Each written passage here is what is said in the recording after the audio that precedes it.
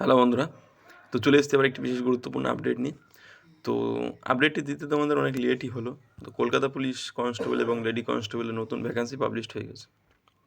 তো সেখানে কি সিলেবাসের কোনো পরিবর্তন হয়েছে, যেটা আর কি সোশ্যাল মিডিয়ায় ঘোরাফেরা করছিল যে সিলেবাসের পরিবর্তন হবে বা হয়ে গেছে। এমনকি আনন্দবাজার পত্রিকা, অনেক পত্রিকা আছে সেখানে দিয়েছিল। তো দেখো, ওয়েস্ট বেঙ্গল পুলিশ রিক্রুটমেন্ট বোর্ডের যে পিআরবির অফিসিয়াল ওয়েবসাইট, সেখানে নোটিফিকেশনটা পাবলিশড হয়েছে। তো তোমরা দেখতেই পাচ্ছ, name of the post constable and lady constable in Kolkata police. তোমরা ভ্যাকান্সি দেখে নাও যে ইউআরদের মোট 519টি ভ্যাকান্সি আছে কনস্টেবলদের, এবং লেডি কনস্টেবলদের 35টি। তার ভিতরে ইউআর ইসি আছে 449টি, লেডি কনস্টেবলের আছে 37টি। আনরিজার্ভে তোমার এইচ যে ক্যাটাগরি আছে 244টি, এবং লেডি কনস্টেবলে 21টি আছে। সিভিক ভলেন্টিয়ারদের ইউআর ক্যাটাগরিতে 278টি, এবং লেডি কনস্টেবল আছে 21টি। এবং স্পোর্টস কোটা, যেটা ইউআর ক্যাটাগরির মধ্যে পড়ে, তোমাদের দেখো সেখানে 69টি আছে কনস্টেবলদের। তো এই ইডাব্লিউএস 242টি আছে, মানে জেনারেল ক্যাটাগরিতে। শিডিউল কাস্টের টোটাল ভ্যাকান্সি তোমরা দেখতে পাচ্ছ 311টি, এবং লেডি কনস্টেবল আছে 26টি। শিডিউল কাস্টে ইসিতে আছে তোমাদের দেখো 243টি ইসি ক্যাটাগরিতে, এবং 18টি আছে লেডি কনস্টেবলে।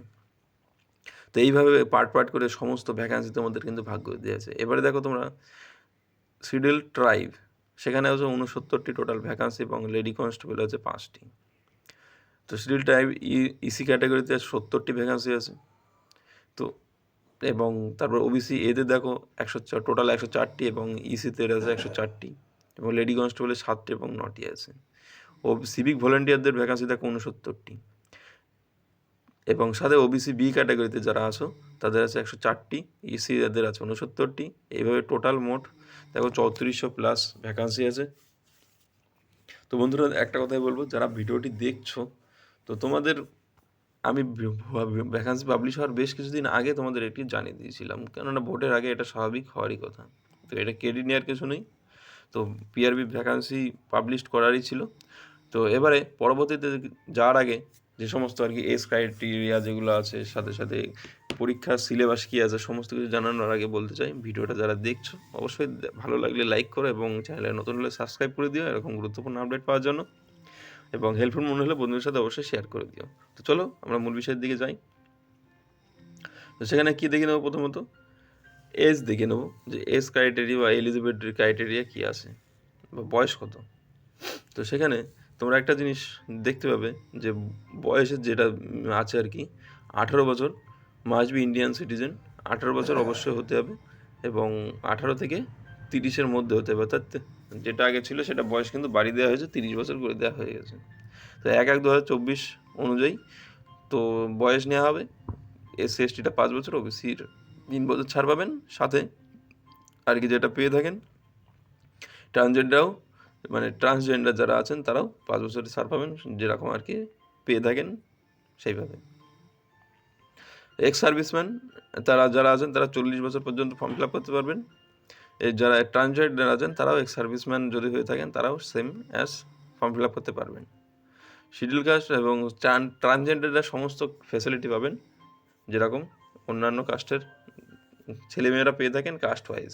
এডুকেশন কোয়ালিফিকেশান, তো এডুকেশনাল কোয়ালিফিকেশান তোমাদের মাধ্যমিক পাস হতে হবে। আরেকটা দেখো, the upper age relaxation in respect of civic volunteer is irrespective of category, মানে সিভিক ভলেন্টিয়াররাও ক্যাটেগরি ওয়াইজ তাদের এজ রিল্যাক্সেশন কিন্তু পাবে। কনস্টেবলদের যে ফিমেল কনস্টেবল যারা আছে, লেডি কনস্টেবল, তারাও কিন্তু অ্যাপ্লিকেশন করতে পারবে same age. Male and third gender যারা আছে তারা অ্যাপ্লাই করতে পারবে কনস্টেবল হিসেবে, অর্থাৎ যেখানে কনস্টেবলদের যে ভ্যাকান্সি সেই হিসেবে তারা কিন্তু অ্যাপ্লিকেশন করতে পারবে, থার্ড জেন্ডার যারা অ্যাপ্লিকেশন করবেন।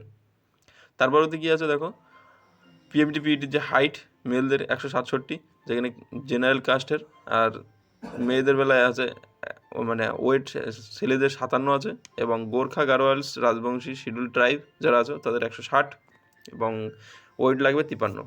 এদের এদের লাগবে 76 সেন্টিমিটার থেকে 81 সেন্টিমিটার, আর যারা আর কি এমনি জেনারেল তাদের 78 থেকে 83 সেন্টিমিটার চেস্ট লাগবে। ফিমেল ক্যান্ডিডেট যারা আছেন জেনারেল, তাদের 160 সেন্টিমিটার হাইট, 49 সেন্টিমিটার চেস্ট লাগবে, কিন্তু চেস্ট ফোলানো এটা নট অ্যাপ্লিকেবল, তাদের চেস্ট ফোলানোর কোনো দরকার নেই।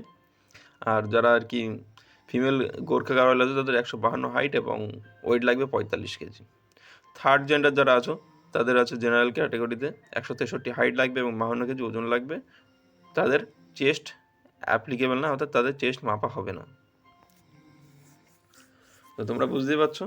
তারপরে যদি গোর্খা গাড়োয়ালি যারা ট্রান্সজেন্ডার আছো তারা হাইট লাগবে 155 এবং ওয়েট লাগবে 48 কেজি।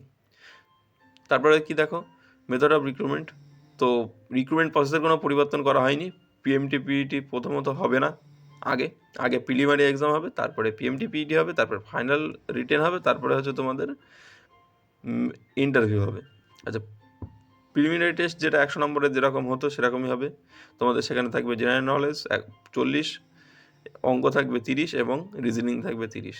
তো এখানে সিলেবাসের কিন্তু কোনো পরিবর্তন করা হয়নি। যেটা বলা হচ্ছিল যে সোশ্যাল মিডিয়া অনেক ঘোরাফেরা করছিল যে আগে হয়তো পিএমটি পিইটি হবে, একটা পরীক্ষা হবে, সেরকম কিন্তু কোনো পরিবর্তন পিআরবির বোর্ড থেকে করা হয়নি। তারপরে দেখো তোমাদের আর কি পিএমটি পিইটি টাইমিং দেখো, মেল 1600 মিটার 6 মিনিট 30 সেকেন্ড যেটা ছিল সেটা সেম আছে। মেয়েদের 800 মিটার 4 মিনিটে এবং থার্ড জেন্ডার যারা আছে তাদেরও কিন্তু 3 মিনিট 30 সেকেন্ডে হবে। এক্স সার্ভিসম্যান 35 বছর এজ হলে পিএমটি পিইটি স্ট্যান্ডার্ড ফলো যেটা আছে সেটা দেখে নাও। তো সেটা মেলদের কী আছে দেখো, 800 মিটার 3 মিনিট 30 সেকেন্ডে এবং ফিমেল বা থার্ড জেন্ডার হলে তারা 800 মিটার 4 মিনিট 30 সেকেন্ডে কমপ্লিট করতে হবে যারা এক্স সার্ভিসম্যান থাকবে তাদের। তো এটা হলো গেল তোমাদের পিএমটি পিইটি। তো এক্সামিনেশান ফাইনাল রিটেন টেস্ট অর্থাৎ 85 নম্বরের পরীক্ষা হবে, 1 ঘন্টার সময় থাকবে। কিন্তু এখানে দেখো ডাব্লিউবি যে সিলেবাস আছে তাদের কিন্তু আলাদা আছে। ইংলিশ এখানে 10 নম্বরে আছে, জেনারেল অ্যাওয়ারনেস আর নলেজ আছে 25 নম্বরের, এলিমেন্টারি ম্যাথামেটিক্স আছে দেখো 25 নম্বরের এবং রিজনিং এবং লজিক্যাল অ্যানালাইসিস আছে 25 নম্বরের। তো এটা হলো তোমাদের সিলেবাস। কিন্তু এখানে কিন্তু সিলেবাসটা বেশ একটু আলাদা আছে, কেননা ডাব্লিউবিতে থাকে 25 নম্বরের ইংলিশ, কিন্তু এখানে 10 নম্বরের ইংলিশ আছে। তো এই ইংলিশে যারা কমজোর আছে তাদের জন্য এটা বিশাল সুযোগ, কেননা ইংলিশ এখানে নাম্বার কম আছে। তো এটা গেল সিলেবাস। তো বন্ধুরা, পরবর্তীতে আমরা দেখতে ইন্টারভিউ 15 নম্বরের ইন্টারভিউ হবে, সেম অ্যাজ যারা ইন্টারভিউ কোয়ালিফাই করবে।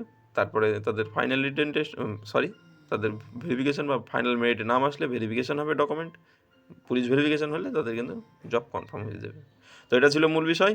যদি আর কোনো জিজ্ঞাসা থাকে অবশ্যই কমেন্টে জানিও। তো বন্ধুরা, ভিডিওটা সম্পূর্ণ দেখার জন্য অসংখ্য ধন্যবাদ।